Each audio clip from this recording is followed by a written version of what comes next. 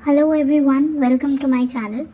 इस particular channel पर हम पढ़ाई करेंगे for class 11th commerce, 12th commerce, CMA foundation, CA foundation as well as CMA intermediate. तो आज का जो लेक्चर 1 होने वाला है that is going to be basics of accounting, क्योंकि मैं फाइनेंशियल अकाउंटिंग स्टार्ट करने वाली हूँ इंटरमीडिएट लेवल का। तो जब मैं बेसिक्स कराऊंगी तो मैं बता दूंगी that it is useful for 11th, 12th, BCom and foundation as well.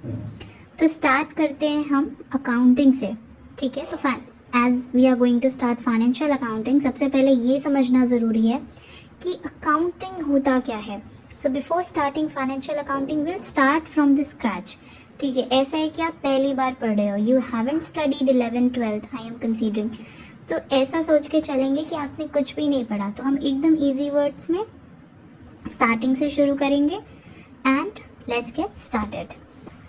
So, we are going to start with meaning of accounting, right? So, accounting refers to the process of recording, classifying and summarizing financial transactions in a systematic manner so that it provides useful information to the stakeholders. Now, this is the definition. अब इसका मतलब क्या है? देखो, accounting का मतलब क्या होता है एग्जैक्टली? तो अकाउंटिंग का मतलब होता है रिकॉर्डिंग करना, क्लासीफाइंग करना, समराइजिंग करना। किसको समराइज करना? फाइनेंशियल ट्रांजैक्शंस को in a systematic manner so that it provides useful information to the stakeholders, ठीक है। बारी बारी करके we will come to all the basic terms, everything written here, but before understanding all the terms down, हमें ये ऊपर वाली चीज़ समझना इम्पॉर्टेंट है कि अकाउंटिंग क्या है। तो अकाउंटिंग की जो डेफिनेशन है दिस इज़ वेरी कॉमन। इसका है कि it's a process of recording, classifying and summarising financial transactions in a systematic manner.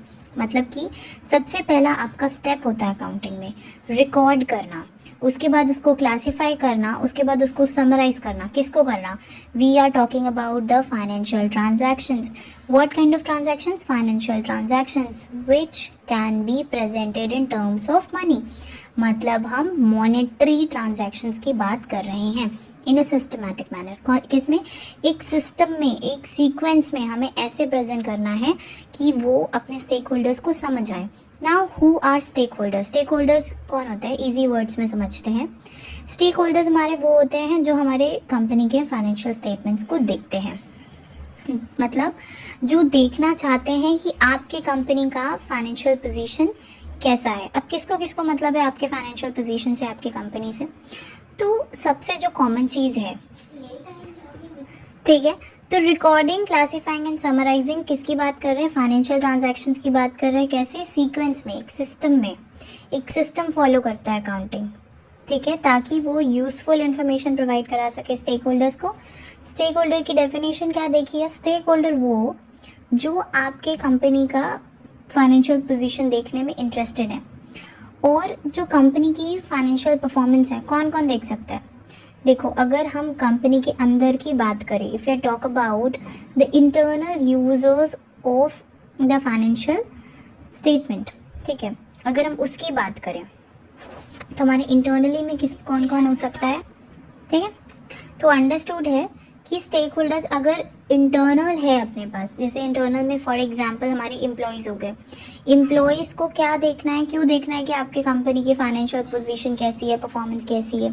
ये देखने के लिए कि कहीं कंपनी गरीब तो नहीं है, कहीं वो उनको ले ऑफ तो नहीं कर देगी, उनको कंपनी से निकाल तो नहीं देगी। Are there going to be safe? Are they going to be safe? Is their job security for them? तो ये एम्प्लॉयज़ के लिए हेल्पफुल होता है। ओनर्स को जानना रहता है कि फाइनेंशियल पोजीशन कैसी है। इन्वेस्टर्स को जानना रहता है before investing in the company that is it going to be profitable for them, क्या ये इन्वेस्टमेंट इनके लिए प्रॉफिटेबल रहेगी या नहीं। तो बहुत ऐसे स्टेक होल्डर। तो हम स्टार्टिंग से एक एक टर्म्स पे आते हैं। Recording, classifying, summarising, interpretation and communication. Video ज़्यादा लॉन्ग ना हो पाए इसलिए डायरेक्ट टू द पॉइंट पे बात करते हैं। रिकॉर्डिंग मतलब होता है रिकॉर्ड करना ट्रांजैक्शंस को। कौन से ट्रांजैक्शंस को? Recording financial transactions. I haven't written this, we are talking about the financial transactions here. We are talking about the financial transactions, ठीक है। All financial transactions in journal and primary and subsidiary book. Primary subsidiary book के बारे में हम लोग बाद में detail में बात करेंगे. Classifying refers to grouping entries into categories. Ledgers, देखो किसकी बात कर रहे हैं, लेजर की बात कर रहे हैं. सबसे पहले ट्रांजैक्शंस को जर्नल में रिकॉर्ड करो, उसके बाद उनका डिफरेंट लेजर्स, उनके लेजर्स होते हैं ना, उनके अकाउंट्स, उसमें एंटर करो.